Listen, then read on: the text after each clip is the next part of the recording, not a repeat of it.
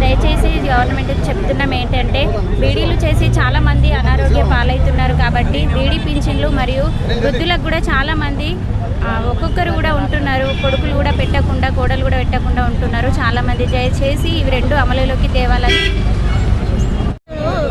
అమలు చేసింది. కానీ వృద్ధులకు కానీ బీడీ కార్మికులకు పింఛన్లు రావట్లేదు. మా వార్డులో మాత్రం బీడీ కార్మికులు వృద్ధులు బాగా మంది ఉన్నారు, వాళ్ళకు మాత్రం పింఛన్ అమలు చేయాలి.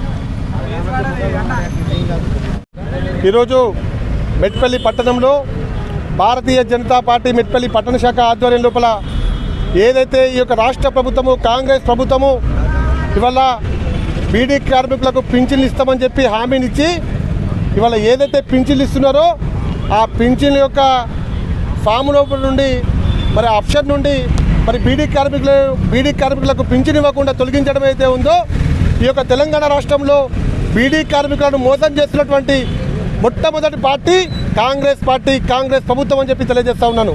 అంతేకాకుండా ఈ యొక్క తెలంగాణ రాష్ట్రం లోపల అనేక మంది వయసు పైబడిన వాళ్ళు వృద్ధులు కూడా చాలామంది ఇవాళ కొట్టుబిట్టాడుతూ ఉన్నారు, మనకు పింఛన్లు లేవు.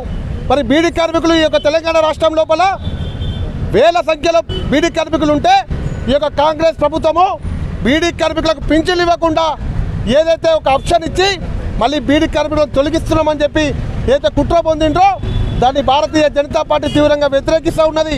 బిడ్డ రేవంత్ రెడ్డి ఖబర్దారని చెప్పి హెచ్చరిస్తూ ఉన్నా, తక్షణమే బీడీ కార్మికులకు పింఛన్లు ఇవ్వాలి, వృద్ధులకు కూడా పింఛన్లు ఇవ్వకపోతే భారతీయ జనతా పార్టీ ఆధ్వర్యంలో పెద్ద ఎత్తున ఆందోళన చేపడతామని చెప్పి హెచ్చరిస్తూ ఉన్నాం.